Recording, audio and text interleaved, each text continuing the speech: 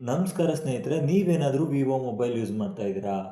Vivo mobile use ಮಾಡಬೇಕಾದ್ರೆ ನಿಮಗೆ ಈ ಥರ ಸೈಡ್ ಸ್ವೈಪ್ ಮಾಡಿದಾಗ ಬ್ಯಾಕ್ ಬರೋದು ಸೆಟ್ಟಿಂಗ್ಸು ನಿಮಗೆ ಮಾಡೋದು ಹೇಗೆ ಅಂತ ಗೊತ್ತಾಗಲಿಲ್ಲ ಅಂದರೆ ಈ ವಿಡಿಯೋ ನಿಮಗೋಸ್ಕರನೇ.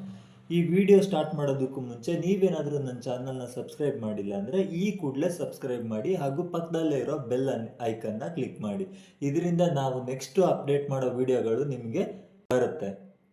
ಅದಕ್ಕೂ ಮುಂಚೆ ನಾನು ವಿಚಾರನ ತಿಳಿಸ್ತೀನಿ. ನೀವೇನಾದರೂ ಸೈಡ್ ಸ್ವೈಪ್ ಮಾಡಿದಾಗ ಪ್ಯಾಕ್ ಬರೋ ಆಪ್ಷನ್ನ ಸೆಲೆಕ್ಷನ್ ಮಾಡಿದ್ರೆ ಇಲ್ಲಿ ಕೆಳಗಡೆ ಈ 3 ಇದೆಯಲ್ಲ, ಈ ಆಪ್ಷನ್ಗಳು ಹೊರಟೋಗ್ಬಿಡುತ್ತೆ. ಇದು ಯಾವಾಗ್ಲೂ ತಲೆಯಲ್ಲಿರಲಿ.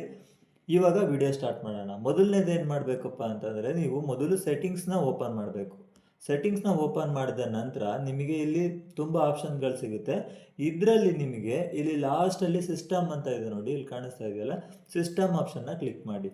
ಸಿಸ್ಟಮ್ ಆಪ್ಷನ್ನ ಕ್ಲಿಕ್ ಮಾಡಿದ ನಂತರ ನಿಮಗೆ ಇಲ್ಲಿ ಮೊದಲನೇ ಆಪ್ಷನ್ನೇ ಸಿಸ್ಟಮ್ ನ್ಯಾವಿಗೇಷನ್ ಅಂತ ಇದೆ ನೋಡಿ.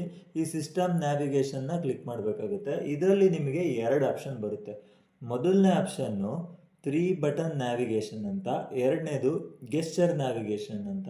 3 ಬಟನ್ ನ್ಯಾವಿಗೇಷನ್ ಅಂತಂದರೆ ಇಲ್ಲಿ ಮೇಲ್ಗಡೆ ಡಿಸ್ಪ್ಲೇಲೇ ತೋರಿಸ್ತಾ ಇದೆ ನೋಡಿ, ಇಲ್ಲಿ ಒಂದು ವಿಡಿಯೋ ತೋರಿಸ್ತಾ ಇದೆ ಯಾವ ಥರ ವರ್ಕ್ ಆಗುತ್ತೆ ಅನ್ನೋದು.